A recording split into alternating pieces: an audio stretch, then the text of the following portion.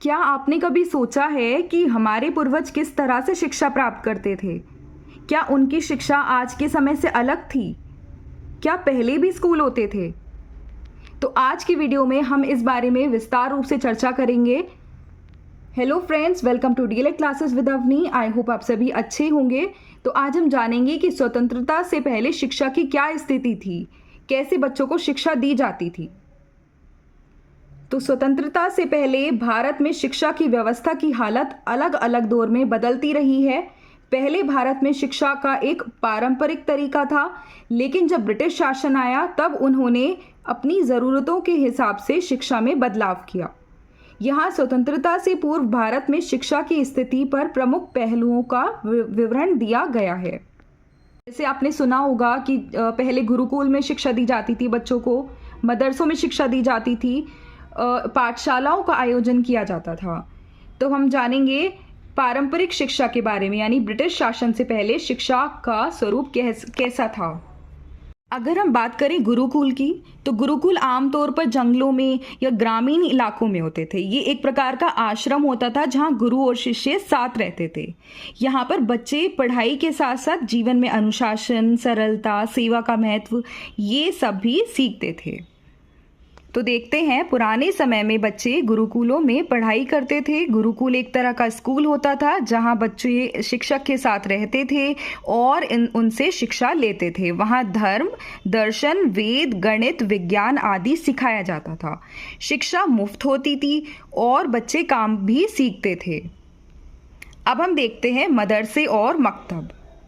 तो मकतब तो प्राथमिक स्तर की शिक्षा के लिए होता था, जो दिन में कुछ घंटों के लिए होता था, जबकि मदरसे उच्च स्तर की धार्मिक और इस्लामी शिक्षा के लिए होते थे। यहाँ पर बच्चे पूरे दिन पढ़ाई करते थे और कई बार वहाँ रहते भी थे, जैसे बोर्डिंग स्कूल में होता है। तो देखते हैं, मुस्लिम शासकों के समय में मदरसे होते थे जहाँ बच्चों की इस्लामी धर्म की पढ़ाई होती थी। इनमें अरबी भाषा, गणित और विज्ञान भी सिखाया जाता था। मकतब छोटे स्कूल होते थे जहां बच्चों को कुरान और अन्य बुनियादी शिक्षा दी जाती थी। ठीक है, इसके बाद है पाठशालाएं। तो ये आमतौर पर गांवों में या कस्बों में होती थी। यहाँ पर शिक्षक छात्रों को समूह में पढ़ाते थे और यहाँ शिक्षा अधिक व्यावसायिक होती थी। देखते हैं, गांवों में बच्चों को पढ़ाने के लिए पाठशालाएं थी जहां स्थानीय भाषाओं में पढ़ाई होती थी। यहाँ गणित, भाषा और धार्मिक शिक्षा दी जाती थी। ठीक है, तो हमने ब्रिटिश शासन से पहले की बात कर ली। अब हम बात करेंगे कि ब्रिटिश शासन के दौरान शिक्षा का क्या प्रसार था। तो इसके लिए मैकॉले की शिक्षा नीति आई 1835 में। तो उन्होंने प्रस्ताव रखा कि भारतीयों को अंग्रेज़ी भाषा में पढ़ाया जाए, अंग्रेज़ी भाषा का प्रसार किया जाए, ताकि वो अपने प्रशासन के लिए क्लर्क तैयार कर सकें। ठीक है, अब देखते हैं क्या है इसमें। लॉर्ड मैकॉले ने अंग्रेज़ी भाषा के माध्यम से शिक्षा का प्रसार किया। उन्होंने भारतीयों को अंग्रेज़ी पढ़ाकर औपनिवेशिक प्रशासन के लिए क्लर्क तैयार करने का उद्देश्य रखा। तो उनका बस ये उद्देश्य था कि वो अपने प्रशासन के लिए क्लर्क तैयार कर पाए। इस नीति के तहत अंग्रेजी माध्यम की शिक्षा को बढ़ावा दिया गया और भारतीय भाषाओं को हाशिए पर डाल दिया गया। तो भारतीय भाषाओं को इग्नोर करके अंग्रेजी भाषा को बढ़ावा दिया गया। अब नेक्स्ट है वुड्स डिस्पैच 1854। इसे भारतीय शिक्षा का मैग्ना कार्टा कहा जाता है। तो इससे क्वेश्चन आ जाता है कि भारतीय शिक्षा का मैग्ना कार्टा किसे कहा जाता है। तो इसका आंसर होगा वुड्स डिस्पैच।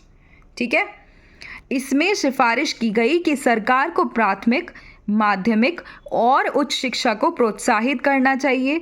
इसके तहत सरकारी स्कूलों की स्थापना की गई, लेकिन इसमें भी अंग्रेज़ों का ही क्या था, अंग्रेज़ों का ही इसमें लाभ था। लेकिन इसका उद्देश्य प्रशासनिक ज़रूरतों को पूरा करना था, ना कि आम जनमानस को शिक्षित करना। ठीक है, इसमें भी अंग्रेज़ों का लाभ था। Next, Hunter commission. इस आयोग का गठन लॉर्ड रिपन ने किया था। किसने किया था? लॉर्ड रिपन ने। इसका उद्देश्य भारत में प्राथमिक और माध्यमिक शिक्षा की जांच करना था। तो इसका उद्देश्य था कि भारत में माध्यमिक और प्राथमिक शिक्षा की जांच करना।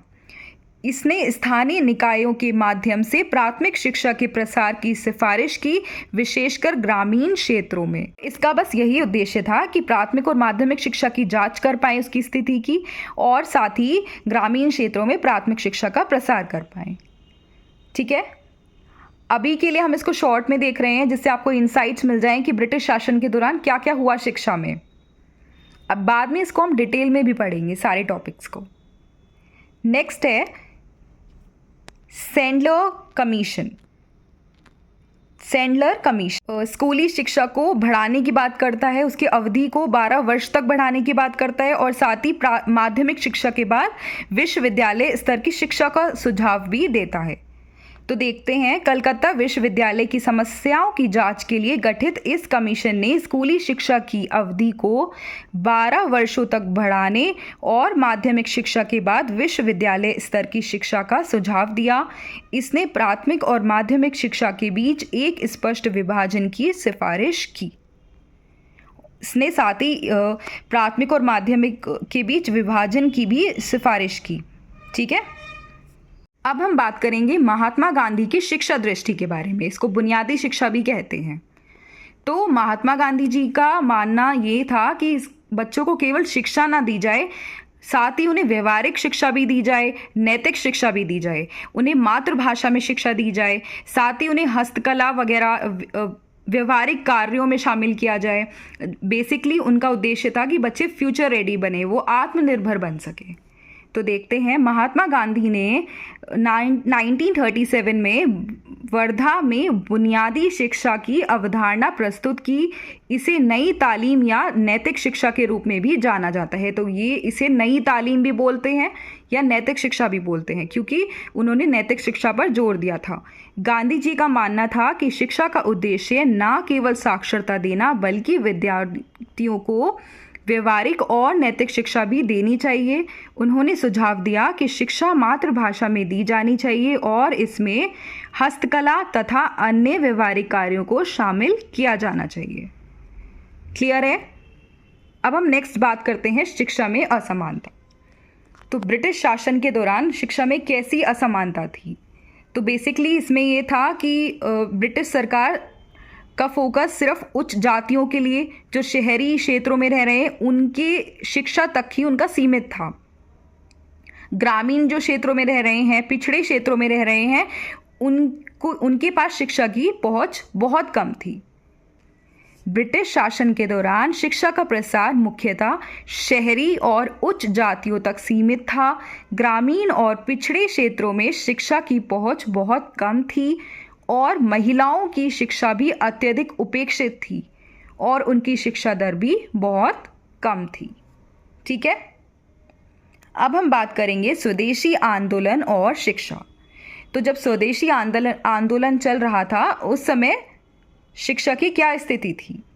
तो जब स्वदेशी आंदोलन चल रहा था तो हमारे भारतीय नेताओं ने शिक्षा के भारतीयकरण पर जोर दिया था। जैसे रविन्द्रनाथ टैगोर जी ने शांति निकेतन की स्थापना की थी। मतलब वहाँ पर शिक्षा का माध्यम भारतीय संस्कृति पर आधारित था। तो देखते हैं, स्वदेशी आंदोलन के दौरान भारतीय नेताओं और समाज सुधारकों ने शिक्षा के भारतीयकरण पर जोर दिया। रविन्द्रनाथ टैगोर, महात्मा गांधी और अन्य नेताओं ने भारतीय मूल्यों और संस्कृति पर आधारित शिक्षा प्रणाली की मांग की।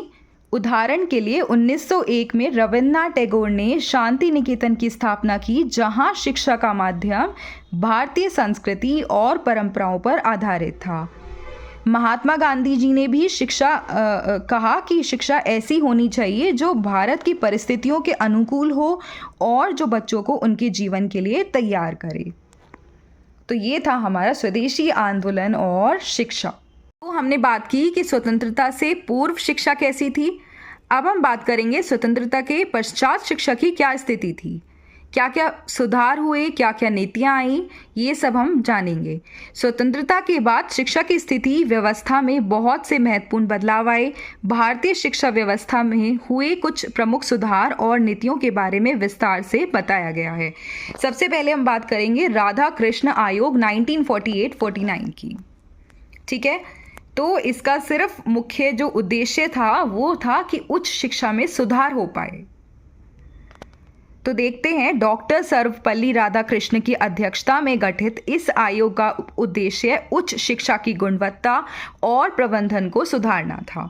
इस आयोग ने सुझाव दिया कि शिक्षा का महत्व माध्यम मातृभाषा होनी चाहिए और उच्च शिक्षा का उद्देश्य केवल नौकरी पाना नहीं बल्कि समाज के समग्र विकास में योगदान देना चाहिए। इस आयोग ने विश्वविद्यालयों की स्वायत्तता पर जोर दिया और उन्हें अधिक अधिकार देने का सुझाव दिया। तो राधाकृष्ण आयोग में उच्च शिक्षा के सुधार की बात की गई है और साथ ही ये सुझाव दिया गया है कि शिक्षा का जो माध्यम है वो मातृभाषा में होना चाहिए।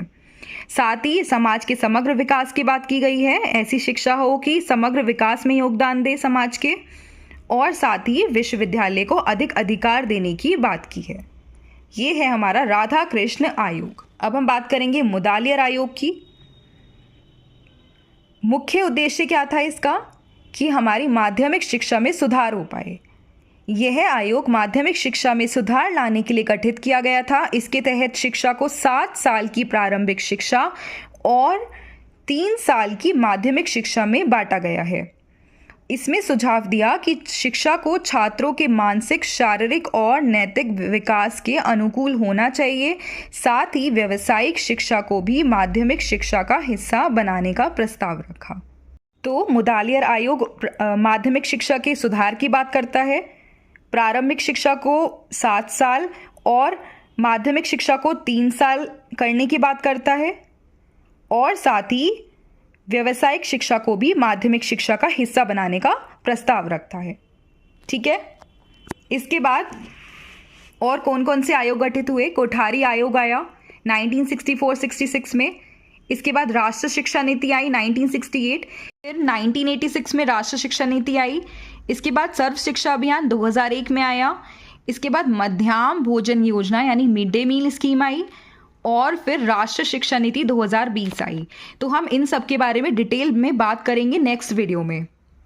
ठीक है, अभी तो मैंने आपको सिर्फ बता दिया है जिससे आपको इंसाइट मिल पाए कि हाँ, स्वतंत्रता के पश्चात क्या क्या नीतियाँ आई थी, क्या क्या योजनाएं आई थी।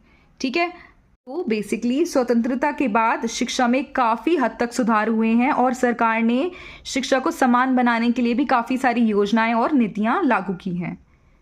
स्वतंत्रता के बाद भारत की शिक्षा प्रणाली में कई महत्वपूर्ण सुधार हुए। सरकार ने शिक्षा को अधिक व्यापक, समान और सुलभ बनाने के लिए कई योजनाएं और नीतियां लागू की हैं। ठीक है, क्लियर है सबको? अब हम बात करेंगे कि प्रीवियस ईयर में से क्या क्वेश्चन आया। इससे प्रीवियस ईयर में काफ़ी सारे क्वेश्चंस बन रहे हैं, लेकिन जब हम सारी नीतियों को, सारे आयोग को अच्छे से डिटेल में पढ़ लेंगे तब हम उसको डिस्कस करेंगे। अभी के लिए वाला क्वेश्चन डिस्कस करते हैं जो 2020 में आया। 2 नंबर का क्वेश्चन था ये। स्वतंत्रता के पश्चात किन्हीं 2 शिक्षा आयोगों का संक्षिप्त परिचय दीजिए। तो आपको बताना है कि स्वतंत्रता के बाद कौन कौन से आयोग आए, किन्हीं 2 के आयोगों के बारे में बताना है और उनका परिचय देना है। तो आप बता सकते हो, राधाकृष्ण आयोग के बारे में बता सकते हो, मुदालियर आयोग के बारे में बता सकते हो, और भी बहुत सारे हमने आयोग पढ़े हैं जिनको हम आगे डिटेल में डिस्कस करेंगे। आप उनके बारे में बता सकते हैं, जैसे कोठारी आयोग, राष्ट्रीय शिक्षा नीति 1968, राष्ट्रीय शिक्षा नीति 1986, सर्व शिक्षा अभियान। तो ये सब इसके अंदर आएंगे। आई होप आपको जो भी हमने पढ़ा है सब कुछ समझ में आ गया होगा। अगर आपको वीडियो थोड़ी भी पसंद आ रही है तो वीडियो को लाइक करें, उसको शेयर करें और साथ ही चैनल को सब्सक्राइब करें। मिलते हैं नेक्स्ट वीडियो में, तब तक के लिए stay happy, stay healthy. Thank you so much.